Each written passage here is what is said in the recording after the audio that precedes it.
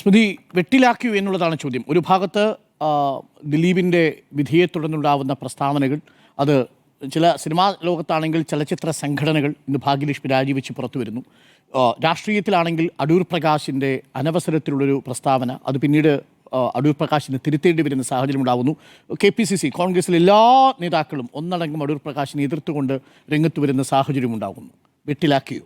പലതരത്തിൽ പലർ വെട്ടിലായി എന്നുള്ളതാണ്. അത് ഒരു രാഷ്ട്രീയ പാർട്ടിയിൽ ഒതുങ്ങുന്നില്ല. ഇപ്പോൾ ഇടതുപക്ഷത്തായാലും വലതുപക്ഷത്തായാലും, പ്രത്യേകിച്ച് കോൺഗ്രസിൻ്റെ കാര്യത്തിൽ കൂടുതൽ വെട്ടിലാവുന്നത് ഒരു ചുമതലയുള്ള ഒരു സ്ഥാനമുള്ള ആളുടെ ഭാഗത്തുണ്ടായ പ്രതികരണം എന്നുള്ളതാണ്. സിനിമാ മേഖലയിലും അതുണ്ടായിട്ടുണ്ട്. പലരെയും വെട്ടിലാക്കിക്കൊണ്ടുള്ള പ്രതികരണങ്ങളും രാജികളും ഉണ്ടാകുന്നു എന്നുള്ളതാണ്.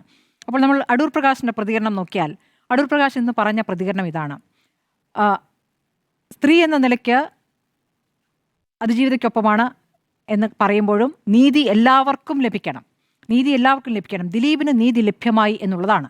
നേരിട്ട് എനിക്ക് ബന്ധമുണ്ടായിരുന്ന വ്യക്തിയാണ്.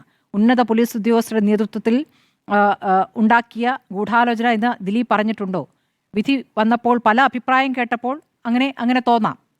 സർക്കാരിന് വേറെ ജോലിയില്ലേ?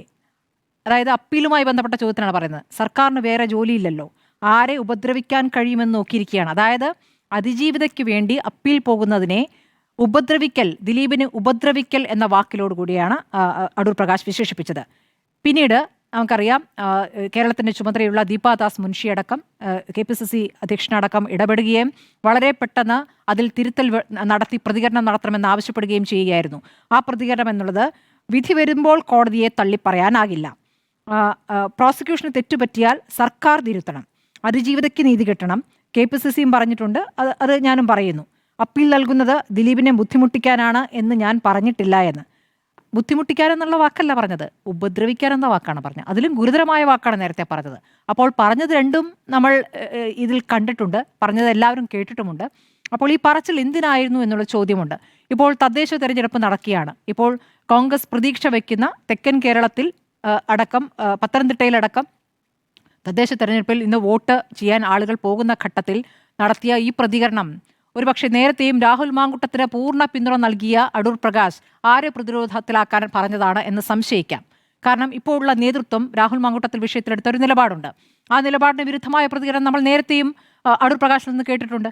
അപ്പോൾ അടൂർ പ്രകാശ് യഥാർത്ഥത്തിൽ ഇവിടെ കോൺഗ്രസ് നേതൃത്വം, പ്രത്യേകിച്ച് പ്രതിപക്ഷ നേതാവ് എടുത്തിരിക്കുന്ന നിലപാട് അത് തെറ്റാണ് എന്ന് കാണിക്കാൻ, അല്ലെങ്കിൽ ആ നിലപാട് കൊണ്ട് പരാജയം സംഭവിക്കുന്നു എന്ന് കാണിക്കാൻ വേണ്ടി എടുത്തൊരു രാഷ്ട്രീയ നിലപാടാണോ എന്ന് സംശയിച്ചാൽ കുറ്റം പറയാൻ പറ്റില്ല. കാരണം തെരഞ്ഞെടുപ്പ് ദിവസം പ്രധാനപ്പെട്ട നേതാക്കൾ നടത്തുന്ന പ്രതികരണങ്ങൾ ഉറപ്പായിട്ടും ആ രാഷ്ട്രീയ പാർട്ടിയെ ബാധിക്കുമല്ലോ. നമുക്ക് EP-യുടെ കാര്യം ഓർമ്മയുണ്ടല്ലോ. EP-യുടെ കാര്യത്തിൽ നമ്മൾ CPM അങ്ങനെ പ്രതിരോധത്തിലായി എന്നുള്ള കാര്യം പറഞ്ഞാണ് അന്ന് വളരെ പെട്ടെന്ന് തന്നെ മുഖ്യമന്ത്രി അടക്കം പ്രതികരണമായി രംഗത്ത് വന്ന് നമ്മൾ കണ്ടാണ്. ഇന്ന് അതുപോലെ തന്നെ കോൺഗ്രസിൽ അങ്ങനെ പ്രതികരണം നമ്മൾ കണ്ടു. എല്ലാ നേതാക്കളും തള്ളിപ്പറയുന്നു. ഷാനി മോൾ ഉസ്മാൻ അടക്കമുള്ള നേതാക്കൾ അതിശക്തമായി നേതൃത്വം എടുത്ത നിലപാടാണ് പാർട്ടിയുടെ നിലപാടെന്ന് വ്യക്തമായി പറയുന്നു. അതിനുശേഷം ഇതാ ഏറ്റവും ഒടുവിൽ പാർട്ടി സംസ്ഥാന അധ്യക്ഷന്റെ വാർത്താക്കുറിപ്പും ഇറങ്ങിയിരിക്കുകയാണ്. KPCC പ്രസിഡന്റ് വാർത്താക്കുറിപ്പും ഇറങ്ങിയിരിക്കുകയാണ്. അപ്പോൾ പാർട്ടി പൊതുവായി എടുത്തിരിക്കുന്ന നിലപാട്, അതിൽ ചില നേതാക്കളെങ്കിലും പലപ്പോഴുമായി ഈ ദിലീപുമായി ബന്ധപ്പെട്ട കേസിലാണെങ്കിൽ ഈ കേസിൽ പ്രതിപ്പട്ടികയിൽ നിൽക്കുമ്പോൾ തന്നെ ദിലീപിന് പിന്തുണ നൽകുന്ന പ്രതികരണങ്ങൾ, അല്ലെങ്കിൽ ദിലീപിന് സ്വീകരണം നൽകുന്ന നടപടികളൊക്കെ ആലുവ കേന്ദ്രീകരിച്ച് ചില കോൺഗ്രസ് നേതാക്കൾ എടുത്തിട്ടുണ്ട്. അത് നമ്മൾ കണ്ടതുമാണ്, അന്നൊക്കെ അത് വാർത്തയായതുമാണ്. ചില നേതാക്കളുണ്ട്, പലയിടത്തുമുണ്ട് എന്നുള്ളതാണ്. ഇതിൽ പാർട്ടി ഭേദമില്ല എന്നുള്ളതാണ്. സ്ത്രീ വിരുദ്ധ നിലപാടെടുക്കുന്നതിൽ പാർട്ടി ഭേദമില്ല. ഇന്നിപ്പോൾ മുകേഷിന്റെ പ്രതികരണം കൂടെ നമ്മൾ നോക്കണം. മുകേഷിന്റെ പ്രതികരണം: കോടതി വിധി പുറത്തു വരട്ടെ, കോടതി വിധിയെ മാനിക്കാതിരിക്കാനാകില്ല. ദിലീപിന്റെ അമ്മയിലേക്കുള്ള തിരിച്ചുവരവ് തീരുമാനിക്കേണ്ട സംഘടനാ നേതൃത്വം. അതൊക്കെ ശരി, ഞാനതിലൊരു മെമ്പർ മാത്രമെന്ന് പറയുന്നു. പോലീസിലെ ക്രിമിനൽ എന്ന ദിലീപിന്റെ പരാമർശത്തെപ്പറ്റി ചോദിക്കുമ്പോൾ അദ്ദേഹം പറയുന്നത് അതാണല്ലോ ഇപ്പോൾ കണ്ടുവരുന്നത്. നോക്കാം, എന്താണ് അതിൻ്റെ അർത്ഥം? ഇടതുപക്ഷത്തെ ഒരു MLA ആയിരുന്നുകൊണ്ട് പോലീസിനെ ക്രിമിനൽ എന്ന് വിളിക്കുമ്പോൾ ഈ പോലീസ് സംഘം എത്ര നാൾ പണിയെടുത്തുകൊണ്ടാണ് തെളിവുകൾ ശേഖരിച്ചത് നമുക്കറിയാം. അങ്ങനെ ഇവിടെ ഇടതുപക്ഷം ഭരിക്കുമ്പോൾ ഇവിടെ ആഭ്യന്തര വകുപ്പ്, മുഖ്യമന്ത്രി ഇക്കാര്യത്തിൽ പ്രതികരിക്കേണ്ടതാണ്. കാരണം പലപ്പോഴായി ഈ മുകേഷുമായി ബന്ധപ്പെട്ട് ഉയർന്ന കേസുകളും ഉണ്ടല്ലോ. അതിലെടുത്ത നിലപാട് നമുക്കറിയാമല്ലോ. MLA ഇപ്പോൾ രാജിവെക്കേണ്ടതില്ല, ആരോപണ വിധേയനായ MLA രാജിവെച്ചാൽ പിന്നീട് ആ കേസിൽ അദ്ദേഹം കുറ്റമുക്തനാകണമെങ്കിൽ തിരിച്ചു വരാൻ പറ്റില്ല എന്ന് പ്രതികരിച്ചു കണ്ടാണ് അതേ മുകേഷ് പറയുകയാണ് ഈ തരത്തിൽ. പിന്നെ വിധിയിൽ സന്തോഷമുണ്ടോ എന്ന ചോദ്യത്തിന് അദ്ദേഹം പറയുകയാണ്, ചിരിച്ചാൽ ബബ്ബ എന്ന് ചില മുതലാളിമാർ പറയും, ഒരു നിരപരാധി പോലും ശിക്ഷിക്കപ്പെടരുത്. അദ്ദേഹത്തിൻ്റെ ഈ തമാശയെ വേറെ രൂപത്തിൽ പറയാനാണ് എനിക്ക് തോന്നുന്നത്. ഞാൻ ആ വാക്കുപയോഗിക്കുന്നില്ല. ഒരു നിരപരാധി പോലും ശിക്ഷിക്കപ്പെടരുത് എന്ന് പറയുമ്പോൾ എന്താണ് അദ്ദേഹം ഉദ്ദേശിച്ചത്? അപ്പോൾ ഒരു നിലപാടാണല്ലോ, ഇടതുപക്ഷ സർക്കാരിന്റെ നിലപാടിന് വിരുദ്ധമായ നിലപാട് ഇടതുപക്ഷത്തിന്റെ ഭാഗത്ത് നിൽക്കുന്ന MLA എടുത്തിട്ടുണ്ടോ എന്ന ചോദ്യം ഓടെ നിൽക്കുകയാണ്.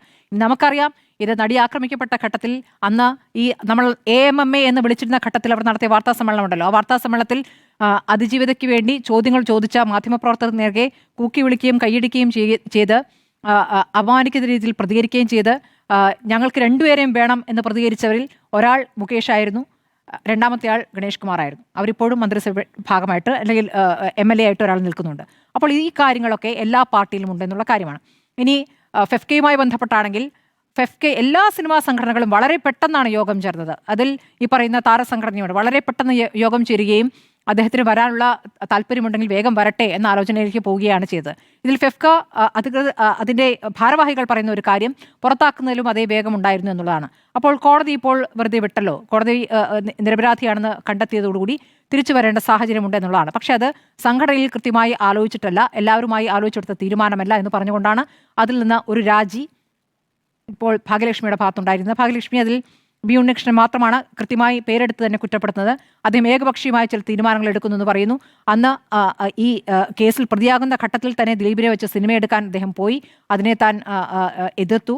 അപ്പോൾ തനിക്ക് വലിയ നഷ്ടം വരും, ലക്ഷങ്ങളുടെ നഷ്ടം വരും എന്ന് പറഞ്ഞുകൊണ്ട് അദ്ദേഹം ആ സിനിമയുമായി മുന്നോട്ട് പോയി എന്നടക്കമുള്ള കാര്യങ്ങളൊക്കെയാണ് ഇന്ന് ഭാഗ്യലക്ഷ്മി പറഞ്ഞിരിക്കുന്നത്. ഏതായാലും ഒരു രാജി അവിടെ സംഭവിച്ചിരിക്കുന്നുള്ളൂ. അപ്പോൾ സിനിമാ മേഖലയിലും അത് ഒരു പ്രതികരണം ആ രൂപത്തിൽ വന്നിരിക്കുന്നു. പക്ഷേ ആത്യന്തികമായി അദ്ദേഹം ശക്തനായി തിരിച്ചു വരികയാണ് എന്നതിൻ്റെ സൂചനകളാണ് നമ്മൾ കാണുന്നത്. ഇന്നലത്തെ കോടതിയിൽ നിന്നുള്ള വിധി വന്നതിൻ്റെ തൊട്ടു പിന്നാലെ തന്നെ ഒരു അഭിമുഖം നൽകിയിട്ടുണ്ടായിട്ടുണ്ട്. അത് ദ ഹിന്ദുവിൽ വന്നിട്ടുണ്ട്. ആ അഭിമുഖത്തിൽ പറയുന്നത് തനിക്കെതിരെ ഗൂഢാലോചന ഉണ്ടായിട്ടുണ്ട് എന്നുള്ളതാണ്. ആ ഗൂഢാലോചനയ്ക്കെതിരെ ഞാൻ നിയമപരമായി നീങ്ങുമെന്നും പറയുന്നു.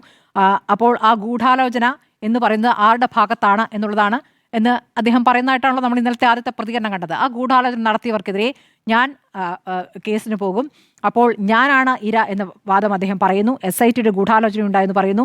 ഇതിൽ ഒരു വേറെ തരത്തിലുള്ള ഗൂഢാലോചന ഉണ്ടായിരുന്നില്ല എന്ന് അന്ന് തന്നെ മുഖ്യമന്ത്രി പറഞ്ഞതല്ലേ എന്നുള്ളതാണ് ചോദിക്കുന്നത്.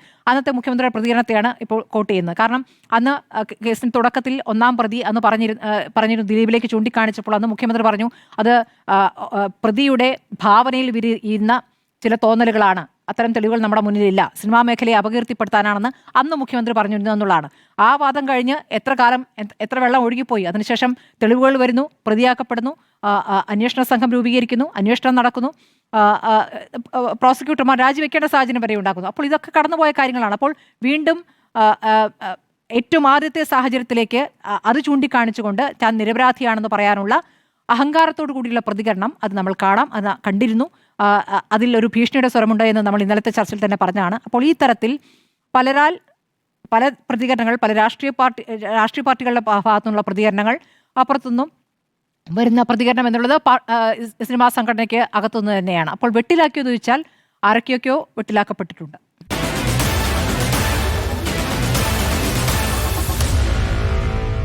Meet the editors.